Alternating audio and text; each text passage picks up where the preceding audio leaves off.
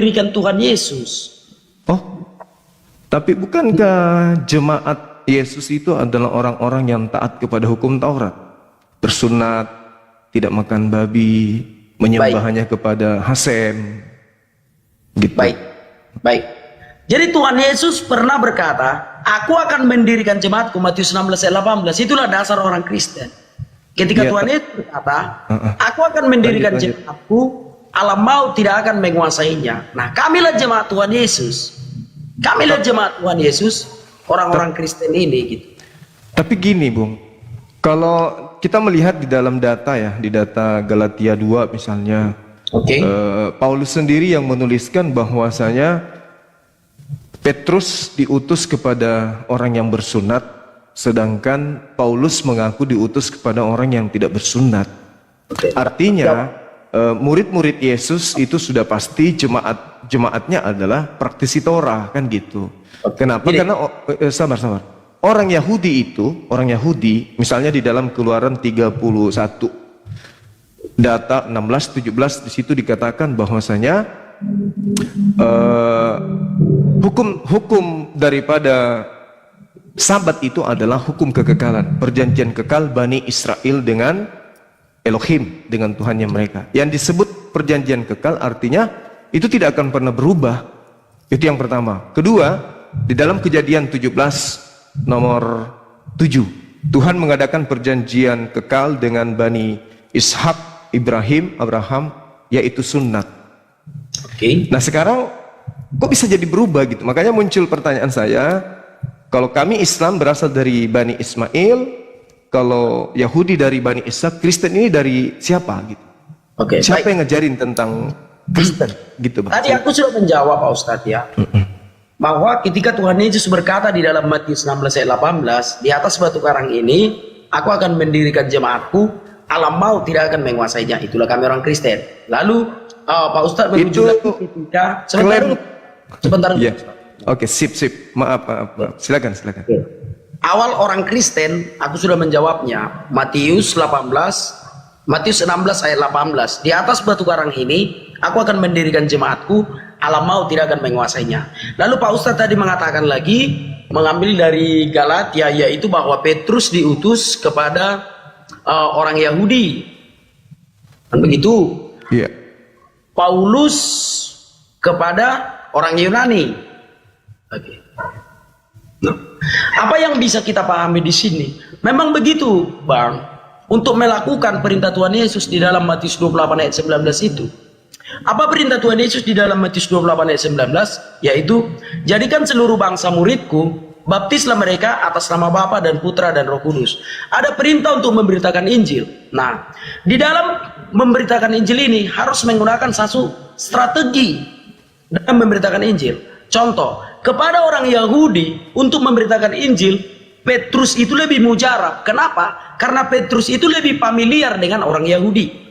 Kepada orang Yunani, Paulus itu lebih mujarab. Kenapa? Karena Paulus itu lebih familiar dengan orang Yunani.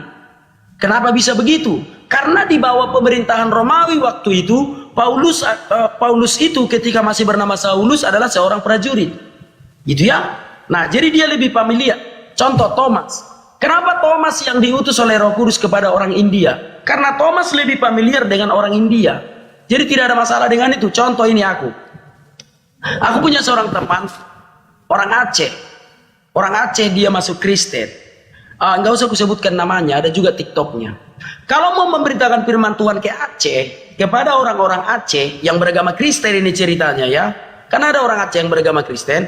Kalau mau berkhotbah di sana, tentu saja yang lebih mujarab untuk dipilih adalah Bang Effendi itu, karena dia adalah orang Aceh.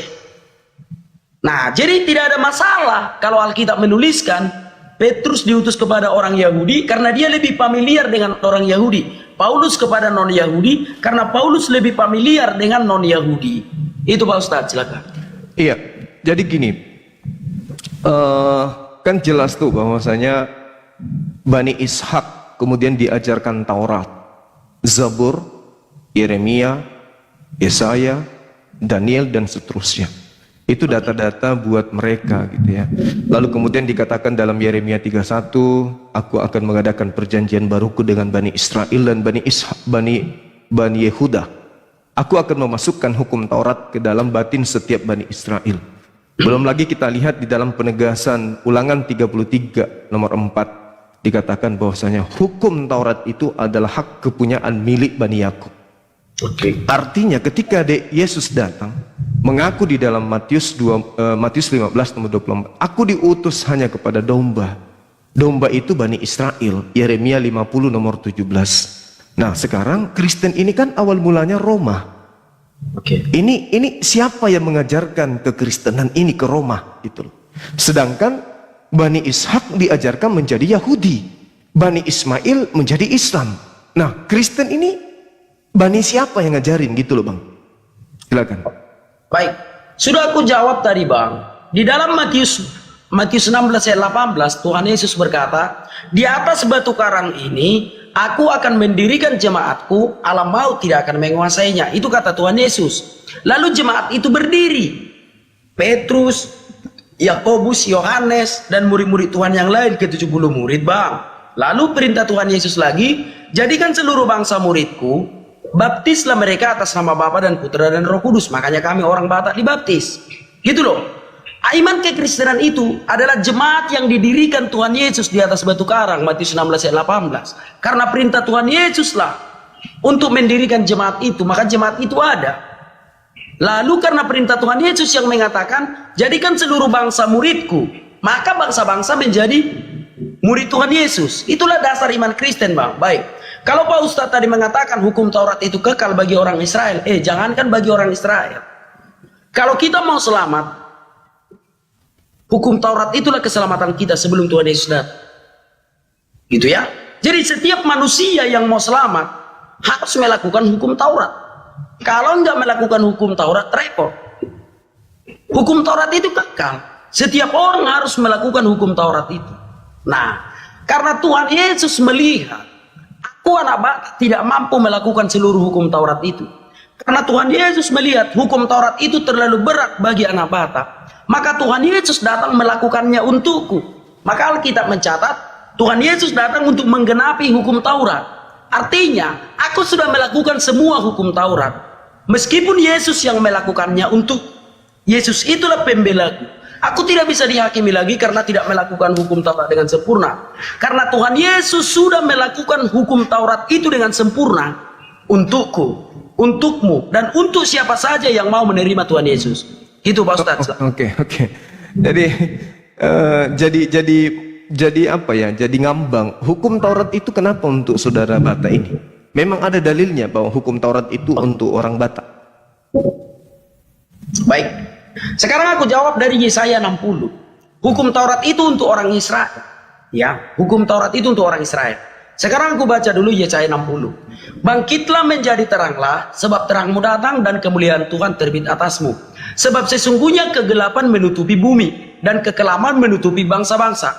Tetapi terang Tuhan terbit atasmu dan kemuliaannya menjadi nyata atasmu. Bangsa-bangsa berduyun-duyun datang kepada terangmu dan raja-raja kepada cahaya yang terbit bagimu. Baik. Jadi keselamatan itu hanya milik orang Israel. Pada awalnya hukum Taurat itu untuk orang Israel. Sebab mereka lah bangsa yang memiliki keselamatan, yaitu hukum Taurat itu. Tetapi Tuhan berfirman, bangsa-bangsa akan datang kepada terangmu. Bangsa-bangsa akan datang kepada keselamatan yang ada padamu. Yesaya 60 ayat 2. Sebab sesungguhnya kegelapan menutupi bumi dan kekelaman menutupi bangsa-bangsa, tetapi terang Tuhan terbit atasmu dan kemuliaannya menjadi nyata atasmu. Ayat 3. Bangsa-bangsa berduyun-duyun datang kepada terangmu dan raja-raja kepada cahaya yang terbit atasmu. Termasuk orang Batak. Orang Batak yang datang kepada bangsa Israel itu, yang punya keselamatan itu bangsa Israel. Hukum Taurat itu untuk bangsa Israel. Tuhan Yesus datang untuk menggenapi hukum Taurat itu. Tetapi setelah keselamatan itu nyata bagi orang Israel, bangsa-bangsa datang, termasuk bangsa Indonesia, datang kepada keselamatan yang dari bangsa Israel itu. Makanya ada orang Indonesia yang jadi Kristen. karena mereka menginginkan keselamatan yang dari Israel itu. Itu Pak Ustadz, silakan. Bukan. Gini, itu kan asumsi dan klaim saudara saya. Yang saya minta pernyataan Tuhan langsung terkait aturan, hukum-hukum, kemudian ketetapan, lalu kemudian pengajaran yang datang kepada Nabi Musa itu diperuntukkan kepada semua manusia. Kan jelas tuh di dalam Mazmur 147 jelas sekali bahwa hukum Tuhan yang datang kepada Yakub dan keturunannya itu tidak berlaku untuk bangsa lain, hanya untuk Bani Israel toh. Hukum-hukumnya hanya untuk Bani Israel. Ya. Perjanjian kekalnya untuk Bani Israel, untuk Bani Israel. Termaksud daripada hukum Taurat itu sendiri.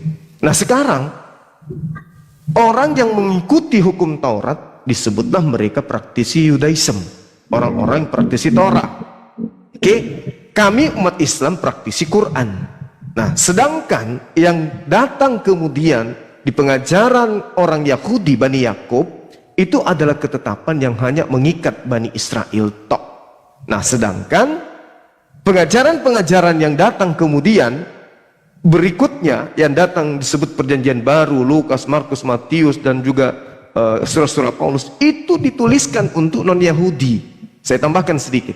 Ketika saudara mengatakan jemaat mula-mula, jemaat yang didirikan praktisi Taurat adalah jemaat yang menjalankan hukum Taurat. Pertama mereka harus belajar kemudian Taurat. Mereka masuk ke rumah ibadah dengan prosesi yang jelas. Mereka harus mentahirkan diri, mensucikan diri, utamanya sunnat. Jemaat mula-mula itu tidak mungkin kemudian adalah orang-orang Roma, orang Yunani, nggak mungkin. Karena Paulus sendiri mengatakan di dalam Galatia 2 nomor 14, orang yang tidak bersunat adalah orang yang hidup secara kafir. Jadi bagaimana mungkin Petrus yang dipesan oleh Yesus dalam Matius 10 nomor 5 nomor 6 dikatakan bahwasanya Yesus berpesan kepada ke-12 muridnya agar jangan ke bangsa lain. Jangan ke bangsa lain. Jadi Petrus, jemaat yang didirikan mula-mula sudah pasti adalah praktisi Taurat. Tidak mungkin Kristen. Kenapa Kristen? Karena Kristen pertama kali nanti di Antioquia. Sedangkan yang datang ke Antioquia bukan Petrus. Yang datang ke Antioquia adalah Barnabas dan juga Paulus. Itu pun mereka pecah kongsi. Nah, yang disebut pengikut Kristus adalah pengikut Paulus pertama kali di Antioquia. Itulah jemaat di Antioquia yang mula-mula, bukan di Yerusalem. Karena Yerusalem, kalau ada orang Romawi dan Yunani masuk ke rumah tempat ibadah, mereka dianggap najis. Boleh Anda baca di Yehezkiel 44 nomor 9 atau di Kisah Para Rasul. Itu banyak sekali data yang kemudian mengatakan bahwasanya orang najis tidak boleh masuk ke tempat sucinya Bani Israel. Itu, silakan. Baik, ya. Aku tetap menjawab dari hal yang sama ya. Kalau orang Kristen itu berasal dari jemaat yang didirikan Tuhan Yesus. Coba kawan-kawan baca di dalam Matius 16 ayat 18. Bahwa Tuhan Yesus berkata, di atas batu karang ini, aku akan mendirikan jemaatku, alam maut tidak akan menguasainya. Itulah dasar iman orang Kristen. Lalu Pak Ustadz tadi mengatakan, kalau Petrus hanya mengajarkan ajaran Yahudi, kira-kira begitu Pak Ustadz ya. Sebab menurut Pak Ustadz yang di Antioquia itu Barnabas dan Paulus yang menyampaikannya. Nah, sekarang kita lihat ya, Barnabas. Coba sekarang kita lihat di dalam Kisah Para Rasul 2 Pak Ustadz ya. Dalam Kisah Para Rasul 2, ketika tiba hari Pentakosta, semua orang percaya berkumpul di satu tempat. Tiba-tiba turunlah dari langit suatu bunyi seperti tiupan angin keras yang memenuhi seluruh rumah di mana mereka duduk, dan tampaklah kepada mereka lidah-lidah seperti nyala api yang berterbaran dan hinggap pada mereka masing-masing. Maka penuhlah mereka dengan Roh Kudus. Waktu itu di Yerusalem diam orang-orang Yahudi yang saleh dan dari segala bangsa di bawah kolong langit. Ketika turun bunyi itu berkerumunlah orang banyak. Mereka bingung karena mereka masing-masing mendengar rasul-rasul itu berkata-kata dalam bahasa mereka sendiri. Mereka semua tercengang-cengang dan heran dan lalu berkata, bukankah mereka semua yang berkata-kata itu orang Galilea? Bagaimana mungkin kita masing-masing mendengar mereka berkata-kata dalam bahasa kita sendiri, yaitu bahasa yang kita pakai di negeri asal kita? Kita orang Partia, Media, Elam, penduduk Mesopotamia, Yudea, Kapadokia, Pontus dan Asia, Frigia dan Pamfilia, Mesir dan daerah-daerah Libya yang berdekatan dengan Kirene, pendatang-pendatang dari Roma. Baik orang Yahudi maupun penganut agama Yahudi, orang Kreta dan orang Arab, kita mendengar mereka berkata-kata dalam bahasa kita sendiri tentang perbuatan-perbuatan besar yang dilakukan Allah. Mereka semuanya tercengang-cengang dan sangat termangu-mangu sambil berkata-kata seorang kepada yang lain, apakah artinya ini? Tetapi orang lain menyindir, mereka sedang mabuk oleh anggur manis. Asbabun nuzulnya begini. Pernah di satu ketika orang-orang Yahudi, murid-murid Tuhan Yesus itu yang notabene adalah orang Yahudi, berkumpul di satu rumah di Yerusalem. Lalu Roh Kudus menghinggapi mereka.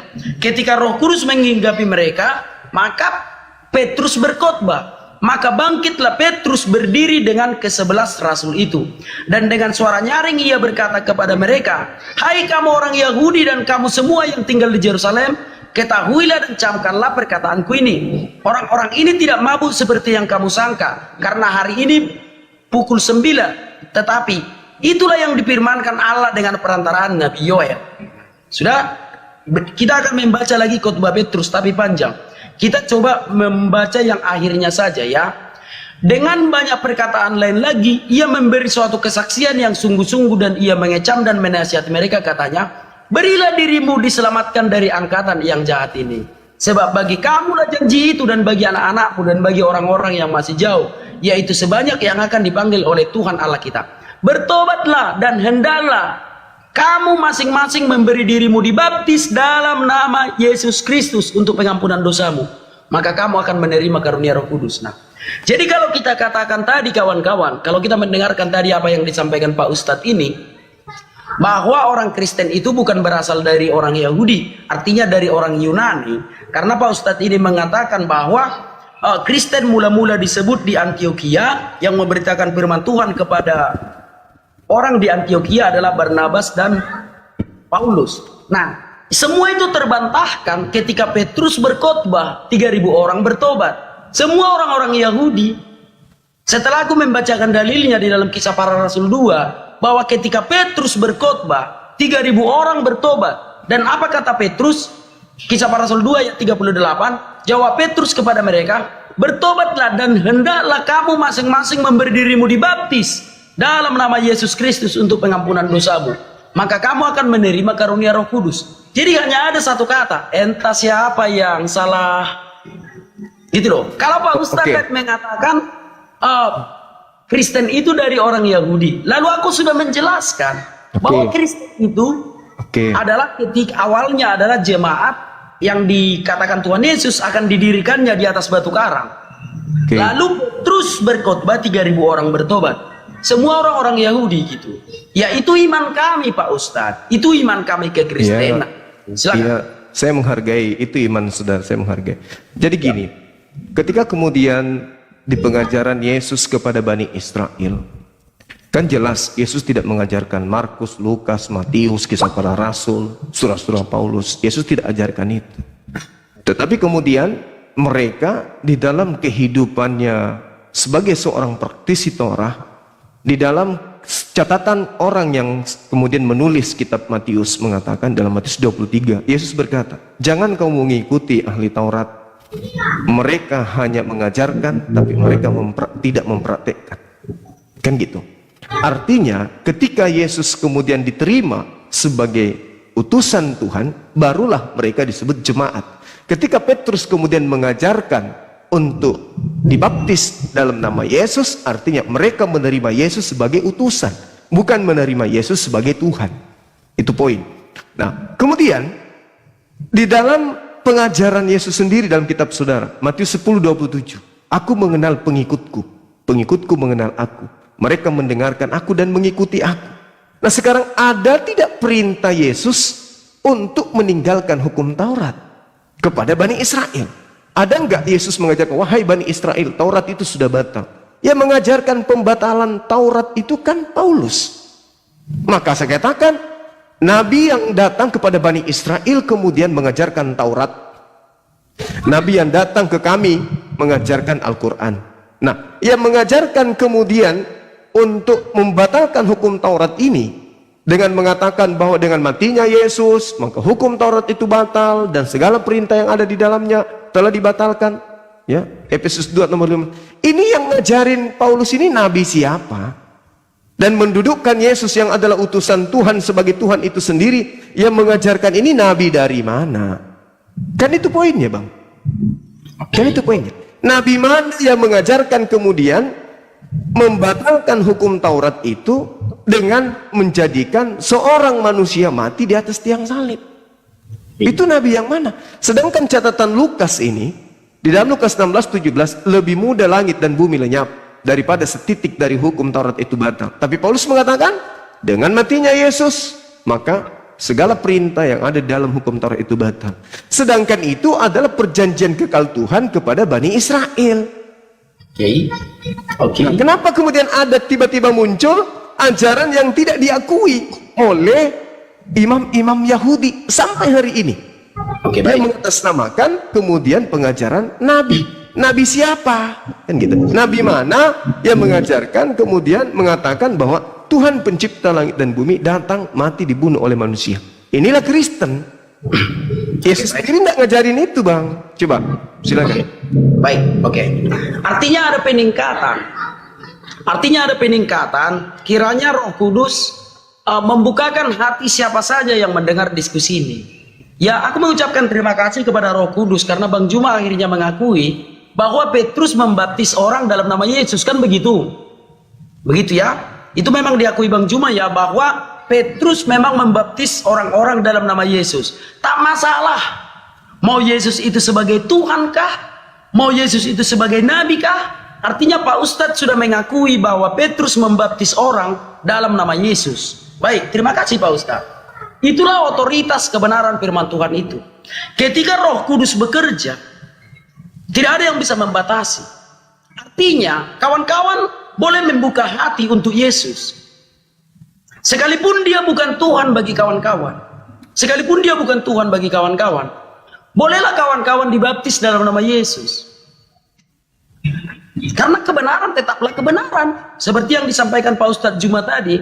Kalau Petrus memang membaptis orang dalam nama Yesus, terserah mau Yesus itu Tuhan kah, mau Nabi kah. Yang penting baptis dulu dong dalam nama Tuhan Yesus. Lambat laun kawan-kawan akan mengetahui siapa Yesus itu. Tetapi dalam proses pertumbuhan iman, kawan-kawan aku mau sampaikan step by step.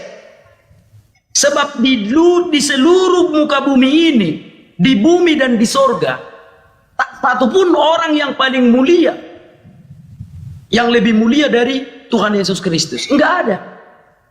Terima kasih Pak Ustaz.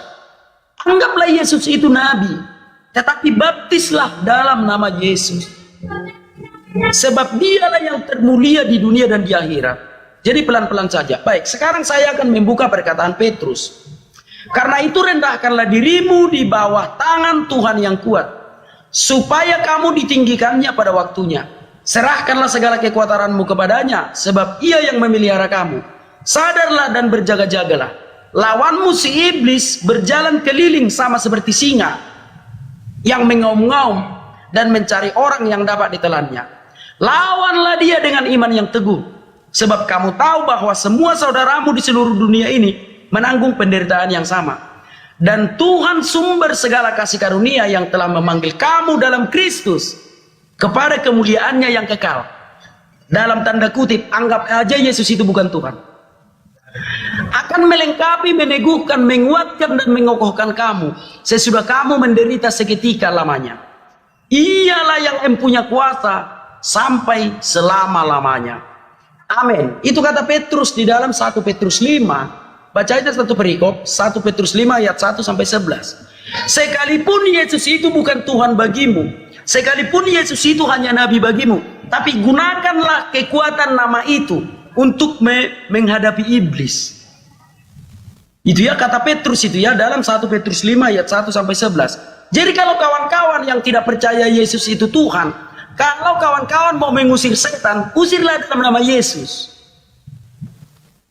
Usirlah dalam nama Yesus. Sekalipun Yesus itu bukan Tuhan bagi kawan-kawan, usirlah dalam nama Yesus. Dan baptislah dalam nama Yesus. sekalipun Yesus itu bukan Tuhan bagi kawan-kawan. Oke Pak Ustadz, silakan. Oke, jadi gini Bung, orang Yahudi itu memang harus beriman kepada Yesus. Harus. Yesus mengajarkan dirinya kepada Bani Israel sebagai Mesias.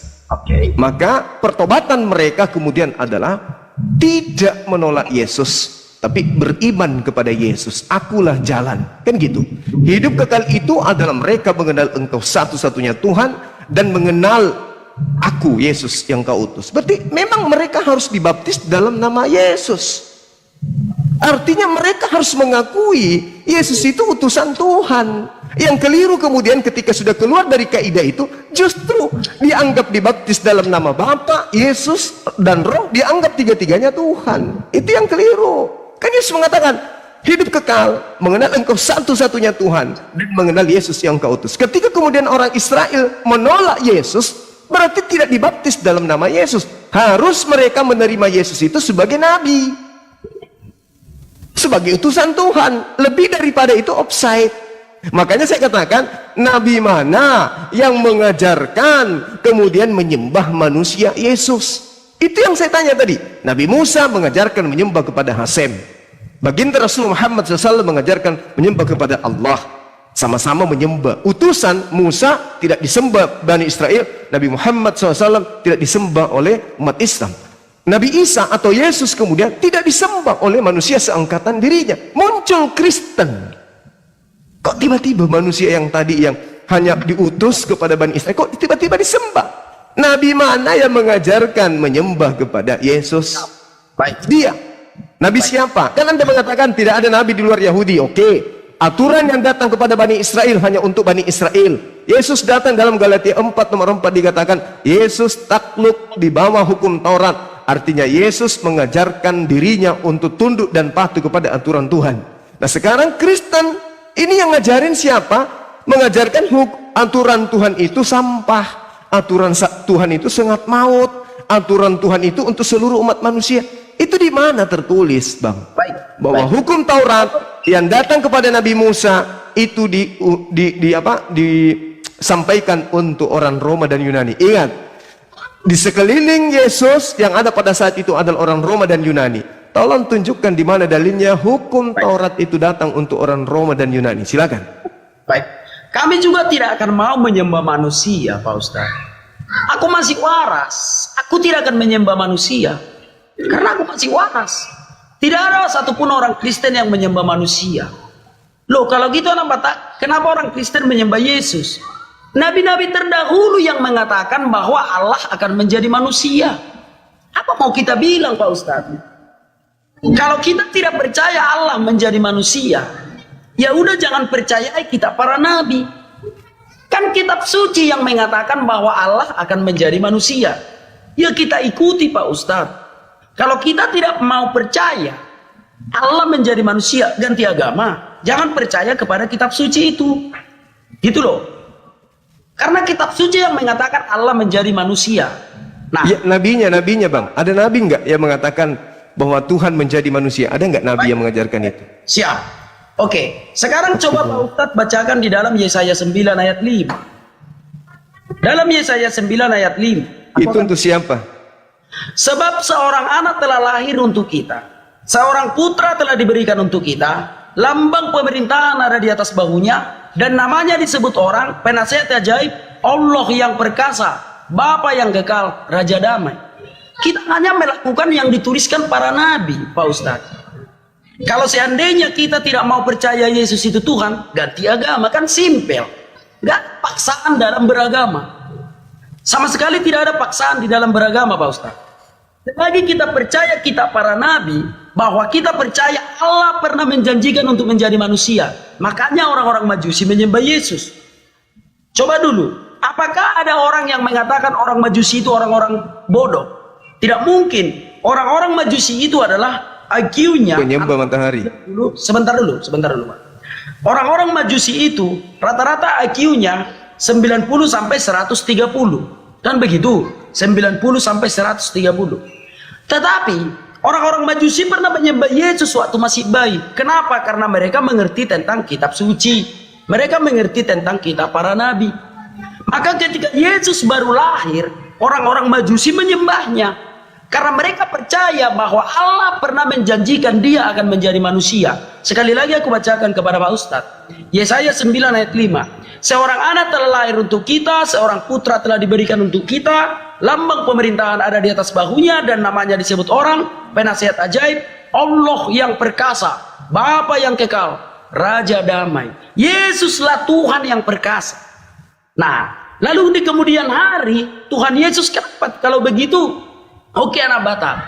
Yes, Allah menjadi manusia, itulah Yesus. Lalu kenapa dia harus disalib? Apakah ada tertulis di dalam kitab suci dia harus mengalami hal yang sama? Ada. Kalau tidak, mana mungkin kita percaya dia Tuhan. Coba kita lihat di dalam Yesaya 53. Siapakah yang percaya kepada berita yang kami dengar? Dan kepada siapakah tangan kekuasaan Tuhan dinyatakan? Sebagai taruh ia tunggu di hadapan Tuhan, dan sebagai tunas dari tanah kering. Ia tidak tampan dan semaraknya pun tidak ada sehingga kita memandang dia, dan rupa pun tidak sehingga kita menginginkannya. Ia dihina dan dihindari orang. Seorang yang penuh kesengsaraan dan yang biasa menderita kesakitan. Ia sangat dihina sehingga orang menutup mukanya terhadap dia. Dan bagi kita pun dia tidak masuk hitungan. Tetapi sesungguhnya penyakit kita lah yang ditanggungnya, dan kesengsaraan kita lah yang dipikulnya. Padahal kita mengira dia kena tulah, dipukul dan ditindas Allah. Tetapi dia tertikam oleh karena pemberontakan kita. Dia diremukkan oleh karena kejahatan kita. Ganjaran yang mendatangkan keselamatan bagi kita ditimpakan kepadanya, dan oleh bilur-bilurnya kita menjadi sembuh. Nah, jadi aku sederhanakan lagi. Kenapa kita percaya Yesus itu Allah yang menjadi manusia? Karena kitab para nabi yang menuliskan bahwa Allah akan menjadi manusia. Kenapa kita percaya Yesus itu disalib? Karena kitab para nabi yang mengatakan dia akan menjalani hukuman yang paling tinggi yang ada di muka bumi ini. Itu Pak Ustadz, silakan. Oke, baik. Anda mencoba mengambil Yesaya 53. Lalu kemudian Anda mengambil Yesaya 9 nomor 5. Ya. Apakah kemudian Anda lebih paham kitab-kitab ini daripada imam-imam kepala dan juga mahkamah-mahkamah agama pada masa itu? Mana lebih paham Anda daripada mereka mahkamah-mahkamah agama yang duduk di mahkamah agama dan imam-imam kepala? Oke. Baik. Silakan. Paham mana dengan Anda? Ya, baik. Tentu saja mereka lebih paham. Mereka lebih paham. Oke. Oke. Ya. Kalau mereka lebih paham, kenapa mereka membuat kesaksian-kesaksian palsu untuk membunuh Yesus? Oke. Baik. Karena itu bagian dari rencana Allah bahwa Yesus datang ke dunia harus untuk mati, Pak Ustadz. Di mana itu tertulis? Kan sudah aku bacakan tadi Yesaya 53. Yesus Iya. itu Kan saya tanya, paham mana saudara dengan mereka? Anda menjawab lebih paham mereka. Kalau mereka lebih paham, kenapa mereka melakukan kesaksian palsu untuk membunuh Yesus? karena memang Yesus datang ke dunia untuk mati, Pak Ustadz. Itu sudah bagian dari rencana Allah. Kan udah aku bacakan tadi dalam Yesaya 53 tentang penyembahan. Kalau itu untuk mati, kenapa mereka membuat kesaksian-kesaksian palsu? Matius 26 nomor 59. Mereka adalah orang-orang yang dipilih Tuhan, Pak Ustadz. Kenapa melakukan kesaksian palsu kalau begitu? Memang begitu kronologi kejadiannya, Pak Ustadz. Karena Iya, dia kenapa? harus mati. Anda kan mengatakan bahwa ahli Taurat, imam-imam kepala, mahkamah-mahkamah agama lebih paham Yesaya, lebih paham kitabnya mereka daripada Anda. Oke. Kalau Anda saja mengatakan ini sudah tertulis di kitabnya orang Yahudi, maka mereka lebih tahu kenapa mereka harus membuat kesaksian palsu demi untuk membunuh Yesus kalau memang sudah ada di kitab mereka tertulis telah lahir seorang anak, Yesaya 9. Kalau itu untuk Yesus, kenapa mereka masih melakukan kesaksian palsu? Dan bahkan Pilatus mengatakan dalam kitab saudara, jelas di Matius 27 dikatakan bahwa Pilatus mengatakan bahwa mereka menghakimi Yesus, melaporkan Yesus untuk dieksekusi karena dengki terhadap Yesus, bukan karena ada nubuat. Oke, baik. Baik. Karena ketika Tuhan Yesus ada di dunia, semua sudah dinubuatkan bahwa dia harus mati. Jadi harus terjadi apapun yang terlibat di dalamnya. adalah orang-orang yang dipilih Allah untuk menggenapi apa yang sudah dinubuatkannya. Contoh nih, ketika Tuhan Yesus lahir di Yerusalem, dia akan disembah orang-orang pintar, orang-orang Majusi menyembahnya. Itu semua karena mereka mengerti kitab suci.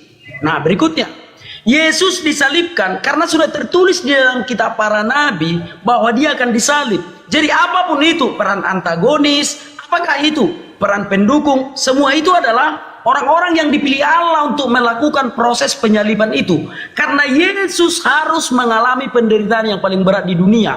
Contoh ini. Ini mengenai tentang ahli Taurat. Dalam Lukas 2 ayat 25. Adalah di Yerusalem seorang yang bernama Simeon. Ia seorang yang benar dan saleh, yang menantikan penghubungan bagi Israel. Roh Kudus ada di atasnya. Dan kepadanya telah dinyatakan oleh Roh Kudus bahwa dia tidak akan mati sebelum ia melihat Mesias, yaitu dia yang diurapi Tuhan.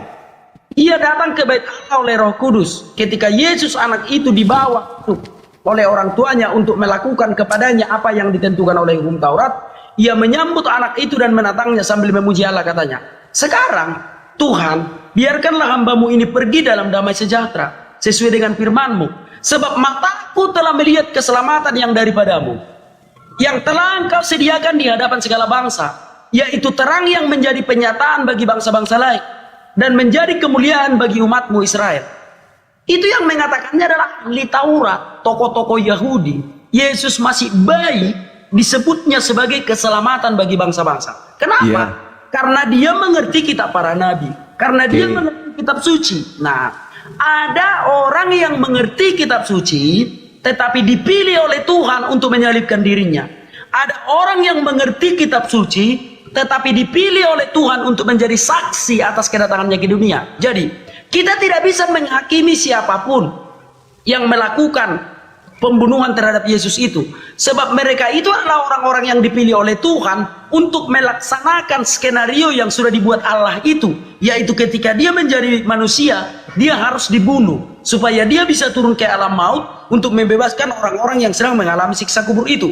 Makanya Tuhan Yesus berkata di atas kayu salib, "Ampunilah mereka, sebab mereka tidak tahu apa yang mereka lakukan." Gitu. Katanya begini. Saudara mengatakan bahwasanya ada nubuatan, orang Israel tahu dan seterusnya. Tapi faktanya, Bung, mereka melakukan kesaksian palsu. Ini tidak bisa Anda bantah. Kalau memang sudah tertera di kitab mereka poin per poin ada nubuatan, Tuhan mereka datang dan seterusnya, nggak perlu melakukan kesaksian palsu. Dan ingat, coba Anda lihat di dalam Yohanes 11 nomor 51. Kayapas bernubuat bahwa Yesus harus mati. Kayapas loh yang bernubuat. Ini Kayapas ini siapa? Setelah dia berbincang dengan imam-imam kepala, imam-imam Yahudi pada masa itu, maka mereka khawatir akan datang orang Romawi untuk mengusir mereka dari tempat mereka. Kenapa? Karena orang-orang semakin percaya kepada Yesus. Dengan orang semakin percaya kepada Yesus, maka pajak untuk pembayaran ke kaisar semakin menipis. Dengan menipisnya pembayaran pajak ke kaisar, maka Yerusalem akan diratakan oleh kekaisaran Romawi. Dengan demikian, Kayapas mengatakan lebih baik Yesus mati seorang diri daripada kita semua dibunuh oleh oleh orang Romawi. Jadi tidak ada hubungannya dengan penebusan dosa lah, segala macam lah. Lalu kemudian, sabar. Lalu kemudian saudara saya mengatakan bahwasanya itu adalah kronologis. Ingat Bang, ingat. Pembunuhan terhadap Yesus itu adalah karya utama daripada iblis yang kemudian mengkhianati Yudas. Yudas mengkhianati Yesus. Dengarkan. Yesus mengatakan dalam Yohanes 6 nomor 70, bukankah aku yang memilih engkau yang 12 orang ini, tapi salah satu di antara kalian adalah iblis. Kenapa harus ada peran serta iblis kalau memang itu sudah dirancang untuk dipersembahkan kepada Tuhan? Kenapa harus ada iblis di situ? Sedangkan Tuhan mengatakan, jangan kau membunuh orang yang tidak bersalah, jangan kau membunuh orang yang benar, sebab aku Tuhan tidak akan membenarkan orang yang bersalah. Nah sekarang, kalau Anda mengatakan itu adalah skenario, bagaimana dengan iblis? Yang Yesus katakan, satu di antara kalian yang 12 adalah setan. Dan setan itu yang punya peranan dalam penyaliban terhadap Yesus. Silakan. Baik. Oke. Nah, ya, kita tidak bisa menampik kedatangan Tuhan Yesus ke dunia ini sebelum dia mati di atas kayu salib. Dia juga harus mengajarkan tata cara beribadah. Gitu ya. Tuhan Yesus juga harus mengajarkan tata cara beribadah. Contoh seperti baptisan dan perjamuan kudus. Nah, kenapa iblis merasuki Yudas? Supaya Yudas segera melaporkan kepada tentara Romawi supaya Yesus ditangkap sebelum Yesus mengajarkan perjamuan kudus. Jadi tujuan Yudas dirasuki oleh iblis adalah supaya perjamuan kudus itu gagal, supaya tidak sempurna pengajaran dari Tuhan Yesus itu. Maka Yudas dirasuki oleh iblis sebelum Tuhan Yesus melakukan perjamuan kudus. Itu. Jadi apa tujuan iblis merasuki Yudas pada saat Yesus belum melakukan perjamuan kudus? Supaya langsung Yesus cepat ditangkap, supaya perjamuan kudus itu gagal. Jadi hanya itu tujuan iblis, supaya gagal perjamuan kudus yang diajarkan Tuhan Yesus. Maka iblis merasuki Yudas agar segera melaporkan mengkhianati Yesus itu, tetapi nggak berhasil. Apa kata Tuhan Yesus? Pergilah ke rumah si Anu, dirahasiakan nama untuk melakukan perjamuan kudus ini, supaya Yesus tidak ditangkap sebelum dia selesai melakukan perjamuan kudus. Itulah tugasnya Yudas dirasuki oleh iblis, supaya gagal perjamuan kudus itu. Kenapa? Karena iblis tidak ingin Yesus mati di kayu salib dan melakukan teladan dengan sempurna. Iblis tidak ingin. Ketika iblis melihat Yesus sudah mengajarkan baptis, memberi teladan baptis, Yesus sudah memberikan jalan keselamatan, hanya ada satu lagi yang belum dilakukan Yesus. Apa itu? Perjamuan kudus. Maka sebelum Yesus mengajarkan perjamuan kudus, iblis langsung merasuki Yudas. Supaya apa? Supaya Yesus langsung ditangkap, biar jangan sempat diajarkan perjamuan kudus itu. Tetapi Yesus tahu, maka Tuhan Yesus berkata, pergilah kepada si Anu, disitulah aku akan melakukan perjamuan kudus. Supaya apa? Supaya tentara Romawi waktu itu yang sudah dirasuki oleh iblis tentunya tidak menangkap Yesus sebelum Yesus selesai melakukan perjamuan kudus. Di situ Pak cara berpikirnya. Bukan berarti iblis turut serta di dalam penyaliban Yesus, bukan. Iblis merasuki Yudas hanyalah untuk menggagalkan perjamuan kudus itu. Itu Pak Ustadz. Tetapi tidak berhasil ya. Yesus terlebih dahulu mengajarkan perjamuan kudus, barulah dia ditangkap. Silakan Pak Ustadz. Oke. Yang merasuki imam-imam kepala dan merasuki mahkamah-mahkamah agama sehingga mereka sepakat melakukan kesaksian-kesaksian palsu itu siapa? Oke, baik. Mereka bersaksi atas dirinya sendiri, Pak Ustadz. Orang bersaksi palsu itu bukan karena iblis. Sebentar dulu Pak Ustadz ya. Jangan sikit-sikit kita salahkan Tuhan. Bukan Tuhan. Ini iblis. Orang berbuat dengki, orang berbuat kebohongan, orang berbuat kesaksian palsu, itu iblis yang mempengaruhi atau apa? Iblis yang mempengaruhi Pak Ustadz. Iblis yang mempengaruhi. Kenapa Yudas dirasuki oleh iblis? Supaya perjamuan kudus gagal. Bukan Yudas, tapi imam-imam kepala. Oke, baik. Ahli Taurat. Oke. Ahli Taurat melakukan hal itu untuk menggenapi apa yang difirmankan Tuhan. Yang mana itu? Yesaya 53. Yang mana Yesaya itu? 53. Di mana Yesaya 53 bahwasanya ada pengkhianatan, ada kemudian kedengkian, ada kesaksian palsu, itu di mana tertulis di Yesaya 53? Oke. Sekarang Pak Ustadz boleh baca di dalam Yesaya 53 bahwa Tuhan Yesus itu akan menderita. Itu bukan. Yang dinubuatkan bahwa ada kesaksian palsu, ada dengki, ada iri hati, itu tertulis di mana? Oke, baik. Tentu saja tertulis di dalam kitab para nabi. Contoh pengkhianatan. Contoh pengkhianatan itu ya, bahwa sebentar ya, ia akan dikhianati. Kalau dikhianati kan udah jelas tadi, Yudas mengkhianati, itu udah jelas. Nah sekarang ini berkongko-kongko orang-orang ahli Taurat kemudian untuk melakukan kedustaan, kesaksian palsu dan seterusnya untuk membunuh si Yesus, itu tertulis di mana nubuatannya? Ya tertulis di dalam kitab suci Pak Ustadz. Contoh kita lihat di dalam Markus 10. Contoh sebentar, kita lihat di Itu dalam. kalau Markus bukan nubuatan itu. Yang kita ceritakan ini terkait dengan nubuatan yang Anda sebutkan bahwa imam-imam melakukan itu untuk menggenapi. Tadi Anda mengatakan iblis merasuki Yudas untuk menggenapi perjamuan kudus, untuk menggagalkan itu. Sekarang apa yang merasuki kemudian imam-imam kepala, mahkamah-mahkamah agama, sehingga mereka melakukan kesaksian-kesaksian palsu? Kalau benar bahwa pembunuhan itu adalah rekayasa Tuhan, kenapa harus ada kepalsuan? Iya, karena itulah yang harus terjadi Pak Ustadz. Itu Kata yang siapa? terjadi. Kata siapa? Contoh, dengarkan dulu Pak Ustadz. Bagaimana mungkin Yesus akan dihukum kalau tidak ada dusta dari mahkamah agama? Nah, ini yang saya tanya, kenapa harus ada dusta? Ya, karena itu yang terjadi. Iya, kenapa itu yang terjadi? Begitu sama. Kalau pembunuhan terhadap Yesus itu adalah nubuatan yang ada dalam kitabnya Yahudi, kenapa harus ada dusta? Ya, karena manusia itu memang berdosa Pak Ustadz. Loh, Kenapa harus ada dosa? Itu nanti Pak Ustadz bilang. Sebab manusia itu. bukan. Kenapa kalau ada nubuatan tentang pembunuhan Tuhan, sudah direncanakan Tuhan untuk datang mati, kenapa harus ada kebohongan, ada di sana kesaksian palsu? Kenapa? Tidak ada kesaksian palsu Pak Ustadz. Tetapi semua yang terjadi itu sudah itu terjadi. Matius 26:59 Anda katakan tidak ada kesaksian palsu. Gini Pak Ustadz, dengarkan dulu Pak Ustadz. Semua yang terjadi itu sudah digariskan Tuhan untuk terjadi.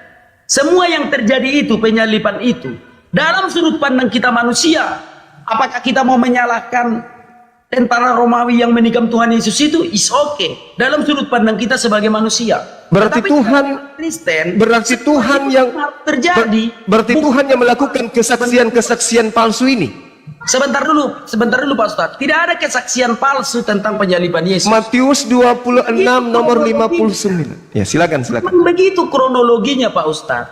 Apa yang harus kita protes? Memang begitulah kronologinya. Iya, justru kronologisnya ini yang saya pertanyakan. Kenapa di kronologi ini harus ada kesaksian palsu? Ya memang itu yang terjadi Pak Ustadz. Justru itu yang saya tanya, kenapa itu terjadi? Lama-lama nanti Pak Ustadz akan bertanya, kenapa Adam harus berdosa? Oh, bukan. Itu nanti bertanya. Saya murni bertanya, kenapa harus ada kesaksian palsu? Memang yang begitu yang terjadi Pak Ustadz. Iya, justru karena itu kenapa harus ada kesaksian palsu? Bilang aja lah kenapa harus ada dosa, bilang aja lah sekalian. Itu yang terjadi. Kesaksian palsu yang kutanya. Sama saja Pak Ustadz. Iya, tapi yang tertulis di situ kesaksian palsu. Sudahlah Pak Ustadz, sudahlah. Penting aku melawan Pak Ustadz berdebat, betul. Penting aku. Sudah ku bilang sama Pak Ustadz, coba dengarkan dulu. Itulah yang terjadi. Ada yang cuci tangan, Pilatus cuci tangan. Kan begitu. Pilatus memang tidak bersalah. Pilatus justru mengatakan di dalam Matius 27:18 bahwa imam-imam Yahudi melakukan penangkapan dan meminta supaya mereka menghakimi Yesus karena kedengkian. Coba Anda baca Matius 27. Iya, paham. Itulah yang terjadi. Nah, itu Pak Ustadz. justru karena itu terjadi, kenapa harus ada dengki? Kenapa Ustadz menanyakan kepada aku kenapa harus itu terjadi? Karena Kan Anda, saudara saya tadi mengatakan bahwa imam-imam Yahudi, mahkamah-mahkamah agama lebih tahu kitab mereka daripada saudara. Gini, dengarkan dulu Pak Ustadz, dengarkan dulu ya. Dengarkan dulu. Ya. Kalau Ustadz mengatakan tadi, kenapa mahkamah agama itu harus bersaksi dusta? Apa yang bisa ku jawab? Itulah yang terjadi. Kenapa? Artinya tidak ada nubuatan. Dengarkan dulu Pak Ustadz, dengarkan dulu. Kenapa tentara Romawi itu harus menikam Yesus? Ya itulah yang terjadi. Kenapa dia harus bersaksi dusta terhadap Yesus? Itulah yang terjadi. Karena dosa itu sudah ada. Lama-lama nanti Pak Ustadz menanyakan sama aku, kenapa Adam harus berdosa? Bukan begitu saudaraku, bukan begitu. Paham aku Pak Ustadz. Itulah Anda mengatakan ada nubuatan tentang Tuhan akan datang mati. Anda mencoba Yesaya 9. Tetapi kitab suci yang mengatakan, kitab suci mengatakan. Kalau ada mana? Loh, kan udah ku baca tadi dalam Nah, sekarang yang paham tentang kitab yang Anda sebutkan itu Anda atau ahli Taurat. Sebentar dulu Pak Ustadz. Pak Ustadz udah mau apa? Agak membelokkan. Kitab suci yang mengatakan bahwa Allah itu akan menjadi manusia. Kita coba ya. Aku baca dulu Pak Ustadz. Di mana tertulis Allah jadi manusia itu saja udah keliru itu, Bang. Dengarkan dulu Pak Ustadz. Jangan Pak Ustadz bilang aku yang menganggap manusia Tuhan itu jadi manusia, bukan. Tuhan melalui para nabi terdahulu yang mengatakan bahwa Allah akan menjadi manusia. Yesaya 9 ayat 5. Kenapa mereka tidak mengimani itu? Mereka mengimani Pak Ustadz. Faktanya hari ini mereka tidak Kristen. Yahudi Pak Ustadz. Faktanya mereka hari ini tidak Kristen. Orang Yahudi. Faktanya mereka hari ini tidak Kristen. Mereka Kristen tetap sampai hari ini Pak Oh Ustadz. tidak. Aduh gimana ceritanya. Sekarang begini. Kalau memang ada poin itu, mereka mengimani Tuhan akan datang menjadi manusia dan seterusnya. Lalu ketika Yesus datang dan mengatakan itu adalah Tuhan kita, kenapa harus melakukan kesaksian palsu? Yesus kenapa harus ngumpet?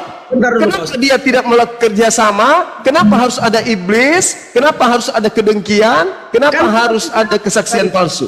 Kenapa? Tadi aku sudah menjawabnya Pak Ustadz. Itulah yang terjadi. Ya, justru itu yang kutanya, kenapa harus itu Kenapa Pak terjadi? Ustadz tanyakan aku, kenapa seseorang harus melakukan dosa? Itulah yang terjadi. Nah, Justru itu kutanya saudaraku. Bentar dulu Pak Ustadz, kita mundur dulu ke yang tadi. Kenapa Bapak bilang orang Yahudi nggak percaya? Orang Yahudi percaya Yesus itu Tuhan sampai sekarang. Dah. Mereka adalah orang-orang yang ada. Dengarkan dulu. Dengarkan dulu Pak Ustadz. Nggak usah ketawa dulu. Nggak usah ya. Lucu soalnya. Nggak usah ketawa dulu. Dengar ya. Lanjut. Orang Yahudi percaya Yesus itu Tuhan dan mereka beragama Kristen sampai sekarang. Lalu Pak Ustadz akan merujuk kepada, dengar dulu Pak Ustadz. Dengar dulu ya. Lalu Pak Ustadz akan merujuk kepada orang Yahudi yang ada sekarang. Bagaimana mungkin orang Yahudi yang baru datang ke sana tahun 1941 kita jadikan rujukan? Orang Yahudi yang ada di sana sekarang itu baru datang 1941. Sebelumnya Yahudi yang di sana sudah beragama Kristen. Itulah orang Kristen yang ada di Yahudi sampai sekarang. Sebelum orang Yahudi kembali dari segala penjuru dunia kembali ke Israel pada tahun 1941, yang hidup di sana adalah Yahudi Kristen dan Islam Arab. Jadi Yahudi yang ada di sana sejak zaman dulu sampai tahun 1941 sampai sekarang, mereka sudah beragama Kristen. Contoh kalau Pak Ustadz pergi sekarang ke Israel, pergi ke gereja, semua orang yang ada di gereja itu adalah orang-orang Kristen yang sukunya adalah suku Yahudi. Terus kapan? Dengar dulu. Kristen diusir dari sana, Bang? Kapan? Dengarkan dulu Pak Ustadz, dengarkan dulu ya, dengarkan dulu. Nah, kalau Pak Ustadz mengambil rujukan bahwa mayoritas di sana adalah Yahudi yang tidak terima Yesus, itu Yahudi yang baru berangkat ke sana 1941. Ketika mereka mendeklarasikan satu negara, berdatanganlah Yahudi-Yahudi dari segala penjuru dunia. Itulah yang menjadi malapetaka bagi seluruh umat manusia di situ. Jadi Yahudi yang ada di situ tidak bisa kita jadikan rujukan. Sebab sebelum mereka datang ke situ, sudah hidup damai antara Yahudi Kristen dan Arab Islam. Jadi orang Kristen mula-mula itu adalah orang Yahudi, tetapi bukan Yahudi yang baru mendirikan negara 1941 itu gitu. Pernah rupanya ini, saudara, pernah rupanya umat Islam ribut dengan Kristen tentang Masjidil Aqsa? Enggak ada, enggak pernah. Karena memang Kristen enggak pernah di situ.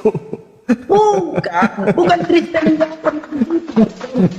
Contoh abang lihat gereja Kalam Kudus.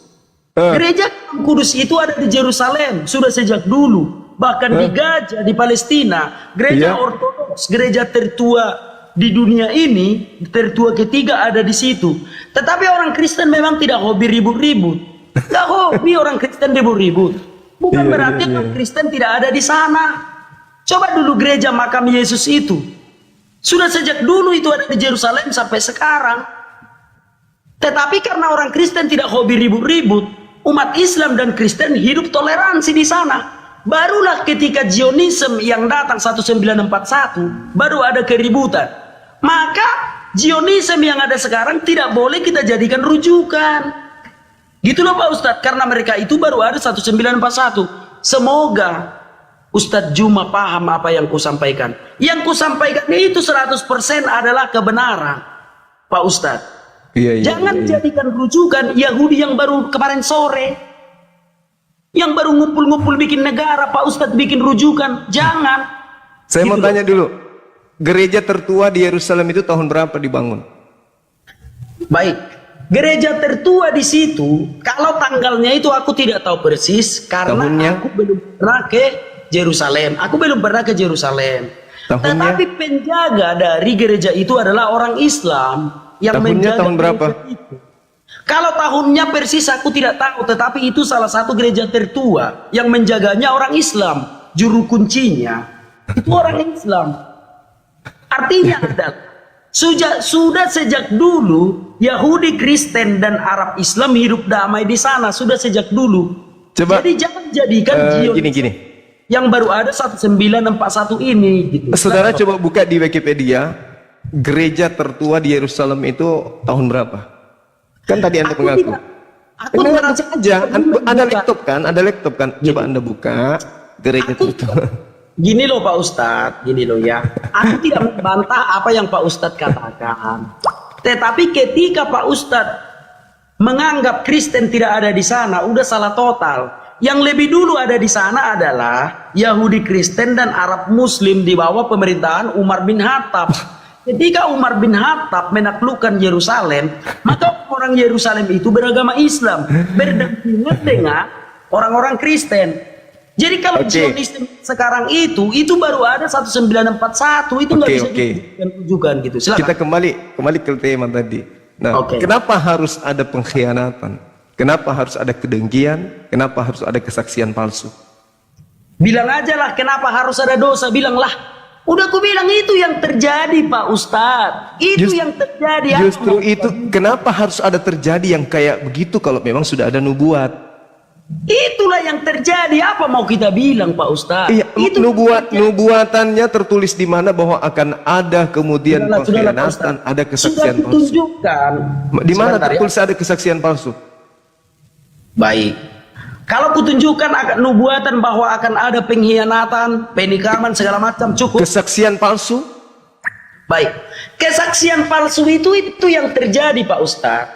Kesaksian palsu itu harus terjadi. Coba Anda baca di Matius 26 nomor 59. Udahlah, Matius 26 59. Pening kepala aku kalau nggak mudah menangkap Pak Ustadz. Loh, Matius 26 59, imam-imam kepala, mahkamah agama melakukan kesaksian palsu.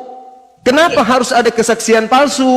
Kalau memang itu sudah nubuatan. Menanyakan aku kenapa harus ada dosa? Itu yang terjadi. Bukan. Kan kata saudara. Udah izin ya Pak Ustadz ya. Kan kata saudara mengatakan bahwasanya. Udah Pak Ustadz, nggak nyambung Pak Ustadz. Udah aku bilang itu yang terjadi. Gak nyambung diskusi sama Pak Ustadz. Itu yang terjadi. Lama-lama Pak Ustadz akan